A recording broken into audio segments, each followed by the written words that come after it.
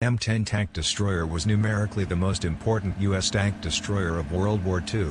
It combined thin but sloped armor, with the M4 Sherman's reliable drivetrain and a reasonably potent anti-tank weapon, mounted in an open-top turret. Despite its obsolescence in the face of more powerful German tanks, like the Panther, and the introduction of more powerful, and better design types as replacement. M10 Wolverine featured the hull of the M4 Sherman tank, and a new pentagonal turret. The M10 mounted a long-barrel, high-velocity 76mm gun, thought to have good armor-piercing performance. The M10's open-top turret left the crew vulnerable to artillery and mortar fire and fragments. The 893rd Tank Destroyer Battalion took many casualties from artillery fire and tree burst, and lost 16 of 24 M10s during the Battle of the Hurtgen Forest. The crew was also exposed to sniper fire and infantry close assault, such as grenades thrown through the open turret. However, the open-top turret gave excellent visibility, which was valuable for a vehicle that was tasked with finding enemy armored vehicles and other targets. While Sherman tanks had 3 machine guns, the M10 had just one pistol-mounted 50 caliber machine gun.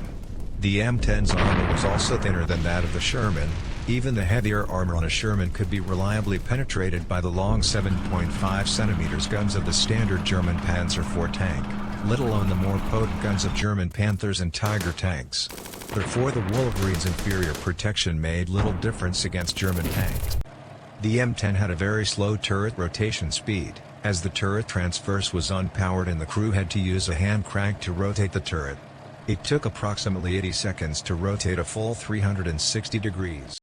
During tank fighting in the Normandy campaign, the M10's 3-inch gun was proven to be ineffective against the thick frontal armor of the German Panther tank.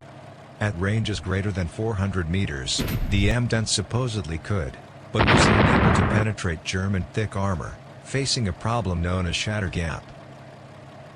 The new tungsten core, high-velocity, armor-piercing ammunition could reliably pierce German armor at range.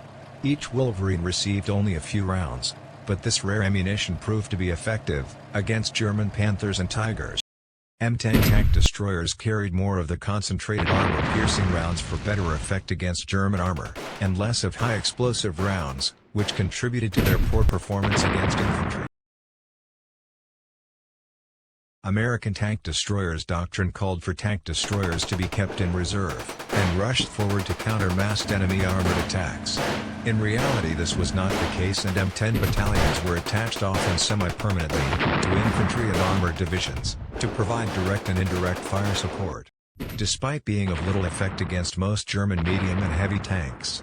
In late 1944 and 1945, M10 tank destroyers were victorious in stopping many German armored attacks. The 823rd Tank Destroyer Battalions claimed to have destroyed 113 Panzers, including 27 Panthers and 18 Tigers, using towed guns and M10 tank destroyers. On 10 July 1944, the 899th Tank Destroyer Battalion blunted a German counterattack by the Panzerlehr Division near La Desert, Normandy, France, and destroyed 12 Panthers, 1 Panzer IV and 1 Stug III, in a fierce 2-day battle, most of it taking place at ranges of less than 200 meters, due to initial shock of encountering heavy German tanks.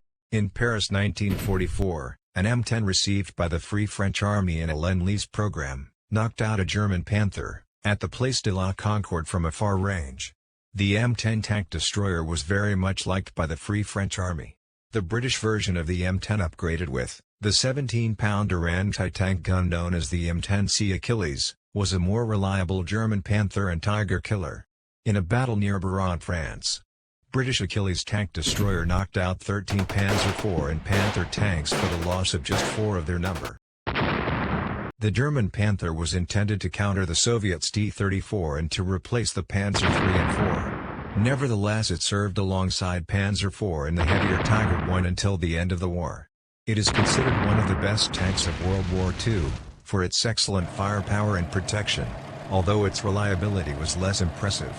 The Panther was a compromise while having essentially the same Maybach V12 petrol 690 horsepower engine as the Tiger I.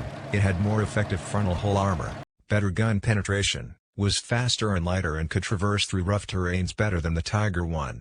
The trade-off was weaker side armor, which made it vulnerable to the 76mm armor-piercing rounds of the M10 tank destroyer.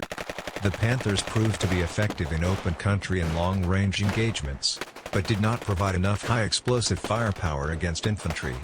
Its combination of superior armor and firepower allowed it to engage at distances from which Sherman tanks could not respond to.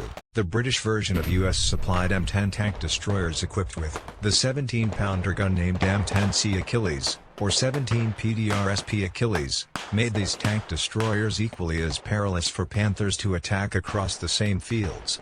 These variant of tank destroyers could take out Panthers successfully in a well-prepared encounter.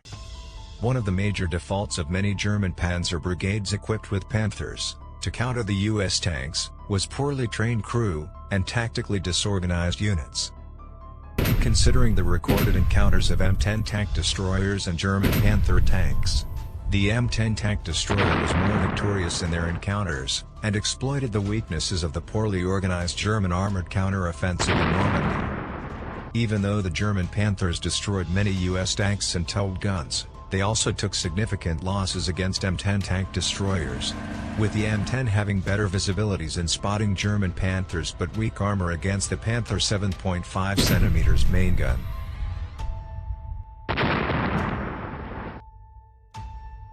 Having been inferior to the German Panther tank, in armor, speed, and crew protection, the M10 tank destroyer still had an outstanding kill ratio against German Panther tanks. Thanks for watching. Be sure to leave a comment, like and subscribe, for more interesting combat scenes and history topics. You can click below to watch about the German Fallschirmjäger.